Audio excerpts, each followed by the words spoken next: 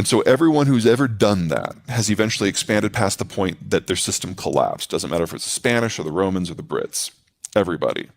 So the only thing that might work is fiat. And that's all about trust. And in a world that deglobalizes and where agriculture and energy are circumspect at best, there aren't going to be a lot of countries out there that people are willing to trust.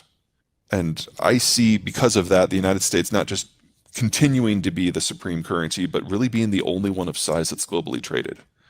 Now, I realize that clashes with like half of the investment theses out there, but most of them are based on the idea that globalization can happen and no one will shoot at each other ever again. And I think we've put a bullet in that theory back on February 22nd pretty thoroughly. From an economic point of view, you're absolutely right.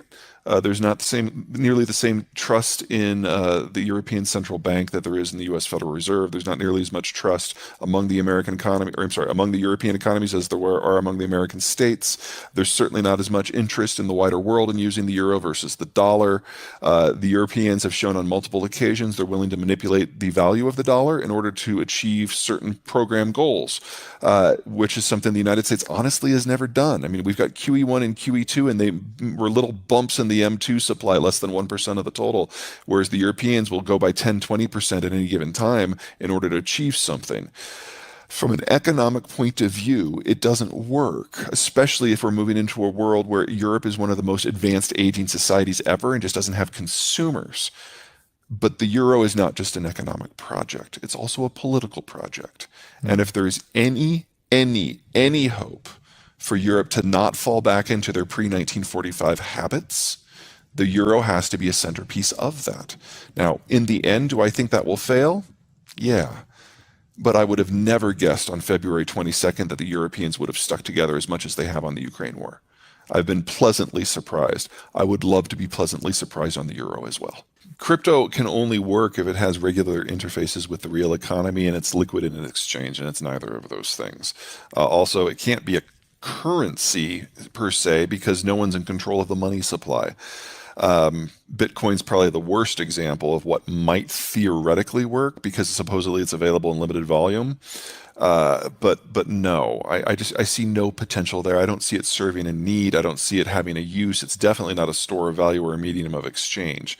Now, does that mean that there is something out there that could serve all those roles? Well, yeah, we call it gold. Limited in supply. But I mean, it has all the negatives of crypto with one exception. It actually exists. It's a physical thing. And because it has industrial uses, it will always have a base value. Whereas crypto's net value, especially if we move into a world where we hope to regulate carbon at all, Bitcoin anyway, its net value is negative. It doesn't match any of the criteria for any useful economic asset. We've got plenty of methods for containing floods. I mean, the Dutch are obviously the world class at that. So there's engineering that needs to be done. And if there's anything that the Germans know how to do, it's engineer. I'm not over worried about that. My concern is when you're making a forecast based on climate change is that our data sucks. Do we know the world is heating up? Yes. Do we know that warmer air holds more water and so can make bigger storms? Yes. I mean, that's not really disputed. But if you want to say what that means for a specific town, now you're going off the reservation. We do not have data for that. The best example I can point to is here in the United States in the summer of 2021, the city of Portland, which is normally rainy, overcast, and cool, got hotter for a 2-week period than Las Vegas has ever been. No one predicted that. We predict that deserts will get hotter. We predict that marshlands might expand. You know, we have these general things, but when it comes down to what happens on this square kilometer of land, we have no idea. Moving forward, that means we should expect change, but we shouldn't expect that change to be overly predictable at the urban level. So my work with climate change focuses on those grand generalities that we know that have to be true. So you raise an area by 1 degree, what does that mean for agriculture? And it's usually a balance between what you brought up, rivers and water, and temperature. We know that crops generally are fairly temperature hardy. You can raise the temperature up to 10 degrees, and they'll still be there, assuming they get enough water. And so I'm most concerned about the more arid parts of the world, which is where most of our wheat is grown. So humanity's number one crop is actually the one facing the greatest danger. So I really don't know. Okay. It strikes me as a little bit too convenient of a pattern personally. But again, this is not where I focus. I focus on deglobalization. I focus on depopulation because we know where this goes. And we know Right. where this has been going since the 1960s. It's just that we're finally reaching the transition period this decade. Okay, let me start by saying I'm not a CFA and I'm certainly not a day Right. trader. Okay, so I look for long-term trends Absolutely. that match up with my general analysis. So with that kind of put to the side as a caveat, I am most interested in things that are in very large markets with deep pools of liquidity, which for the moment now is really just the United States. I want products that are energy intensive in their production because in the United States, because of the shale revolution, we have the cheapest oil, the cheapest natural gas, the cheapest electricity. That's a huge competitive advantage, particularly as global supply chains break down. I look for things where their demand is demographically driven because the United States has the healthiest demography in the rich world, and Mexico has the healthiest demography in the advanced and developing world. And if the product is exportable, great. Because as supply chains globally break down, but North American ones get stronger, there's an arbitrage opportunity as well.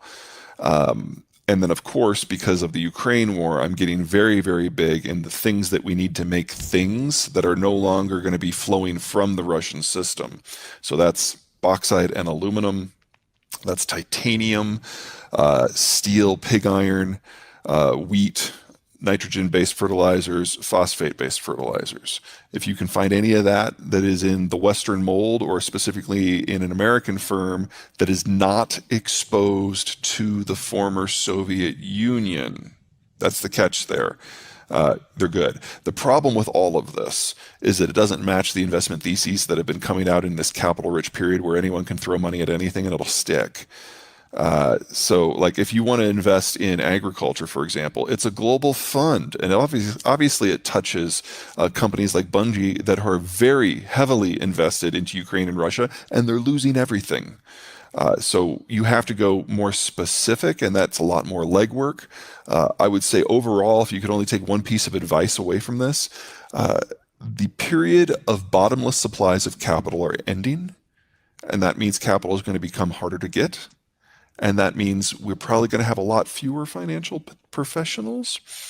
And they're going to have to prove that they offer a value add because high frequency trading doesn't work. Broad index funds don't work. ETFs don't work in this environment.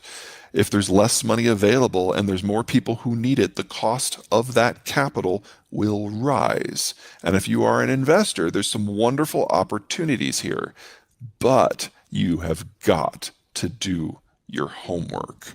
You just can't rely on your CFA to go out and identify a half dozen funds, dump your money in, and then go and do something else. That doesn't work anymore. Yep. Remember when I said we don't have an economic model for where we're moving? We don't have a political model for it either. Now, in the United States and in Mexico, where the change is happening most slowly, we're going to be able to tinker with the existing system for at least another 30 years.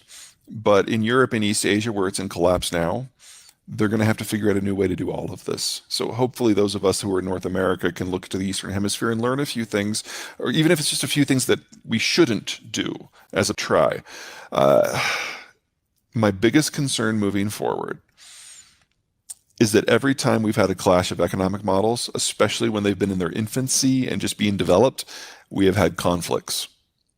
Uh, the Cold War, the German wars, at their heart, economic theory was there. It wasn't just geography. It wasn't just materials. It was about the role of the state. Well, we now get to do that on a global basis during an energy crisis and a food crisis and a financial crisis. And then I'd get home for the summer and everything was on fire. So it's just that living out in Colorado in the highlands more matches my work schedule, Sure. and I love it. The thing that worries me the most is food. Um, Over the last 70 years, globalization has allowed every agricultural producer to specialize in whatever grows best in their climate. So we now have avocados in North Carolina, and we now have corn in Iowa, and Florida and, I'm sorry, California and Florida are big into orcharding, for example.